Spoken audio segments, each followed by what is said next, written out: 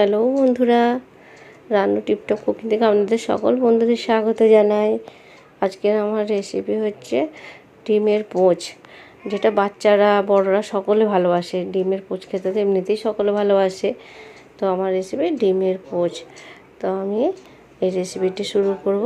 তার আগে আপনাদের আমার রেসিপিটি ভালো লাগলে লাইক, সাবস্ক্রাইব আর অবশ্যই শেয়ার করে দেবেন।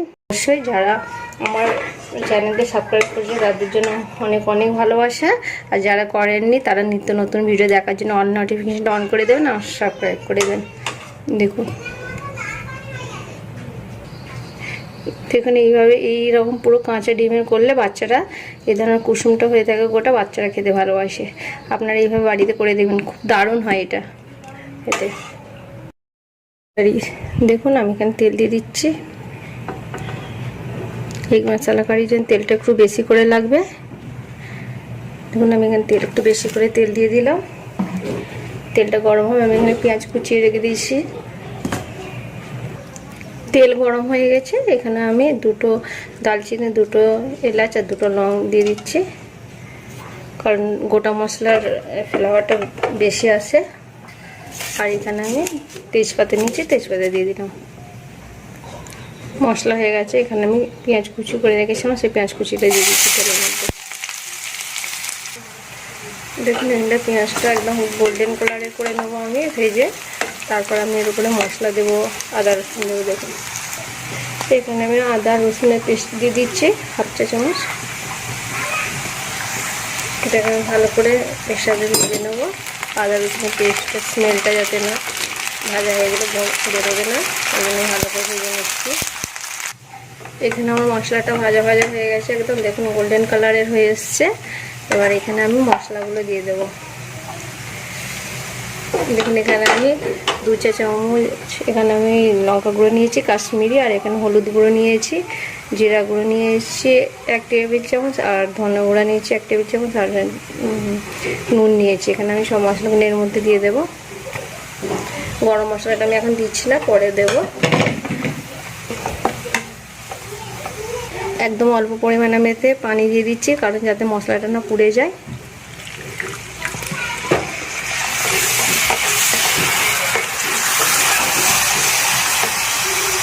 এখানে কাঁচা মরিচ কুচিয়ে রেখে দিয়েছিলাম, লাল হয়ে গেছে, ওটা আমি দিয়ে দিলাম।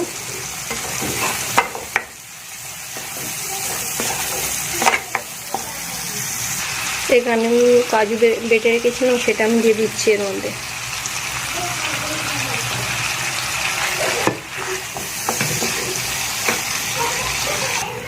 আমি এর মধ্যে পানি দিয়ে দিয়েছি। পানি দেওয়ার পর এটাকে একবার ফুটিয়ে নেবো। তারপর আমি এর মধ্যে ডিমগুলো কীভাবে দেবো আপনাকে দেখাচ্ছি। দেখুন গ্রেভিটা ফুটে গেছে, এর মধ্যে আমি ডিমগুলো দিয়ে দেবো। দেখুন আমি 3 পিস ডিম নিয়েছি।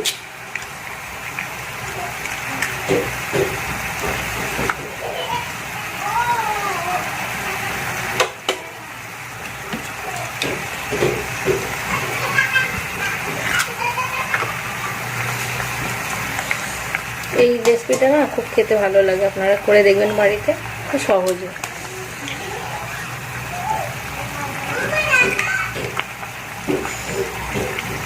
এবার এটা আমি ঢাকনা দিয়ে দেবো। দেখুন কিভাবে হয়েছে আমার গ্রেভিটা, কত সুন্দরভাবে হয়েছে। এই ডিমগুলো বাচ্চারা খুব পছন্দ করে, কাঁচা ডিম দিয়ে একদম পুরো। এটা খুব সুন্দর দারুণ একটা মশলা ক্যারি আছে ডিমের। আপনারা বাড়িতে করবেন, দেখবেন আপনাদের ভালো লাগবে। কি দারুণ দেখতে হয়েছে দেখুন। এই বাচ্চাদের এটা খুব পছন্দ করে এই রেসিপিটা, আর লোভনীয় একটা রেসিপি বাচ্চাদের জন্য। আপনারা বাড়িতে করবেন, বাচ্চাদের খুব ভালো লাগবে, খুব দারুণ হয় এটা খেতে।